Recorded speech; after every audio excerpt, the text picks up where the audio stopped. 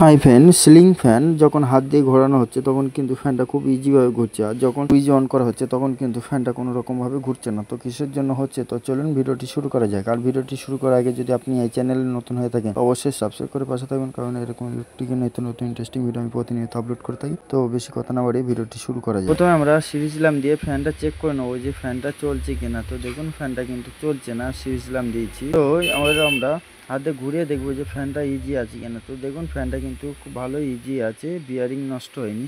যদি বিয়ারিং নষ্ট হতো তাহলে কিন্তু ফ্যানটা কিন্তু ঘুরতো না, বেঁধে যেত। তো চলুন এবার আমরা ফ্যানটা খুলে নেবো, নেওয়ার পরে দেখবো যে ফ্যানের ট্যাপটা নষ্ট হয়েছে কিনা, কিংবা স্প্রিং থাকে সেই স্প্রিংটা নষ্ট হয়ে গেছে কিনা। দেখুন আমাদের কিন্তু ফ্যানটা খোলা হয়ে গেছে, ফ্যানটা কিন্তু ইজি আছে, বিয়ারিংটা কিন্তু ভালো আছে, আর যে স্প্রিংটা সেই স্প্রিংটাও কিন্তু ভালো আছে। যেটা প্রবলেম হচ্ছে সেটা হচ্ছে 62 যে বিয়ারিং এর ঘাটটা আছে সেই বিয়ারিংটা কিন্তু অনেকটা নিচে নেমে গেছে। তো বিয়ারিংটা আমরা ফার্স্টে খুলে নেব, নেওয়ার পরে কিন্তু ওয়াশার দিয়ে দেখবো যে ফ্যানটা ঘুরছে কিনা। তো চলুন ফার্স্টে আমরা বিয়ারিং পুলার দিয়ে বিয়ারিংটা খুলে নিই। দেখুন আমাদের কিন্তু বিয়ারিংটা খোলা হয়ে গেছে, 62 বিয়ারিংটা কিন্তু ভালো আছে, ইজি আছে। এবার আমরা বিয়ারিং ঘাটে আমরা এরকম একটা ওয়াশার নিয়ে ওয়াশারটা বসিয়ে দেবো, পাতলা ওয়াশারটা হবে, খুব বেশি মোটা না। এবার আমরা বিয়ারিংটা এখানে লাগিয়ে দেবো। দেখুন বিয়ারিংটা কিন্তু আমাদের লাগানো হয়ে গেছে, বিয়ারিংটা কিন্তু একদম লেভেলে আছে, খুব ইজি আছে।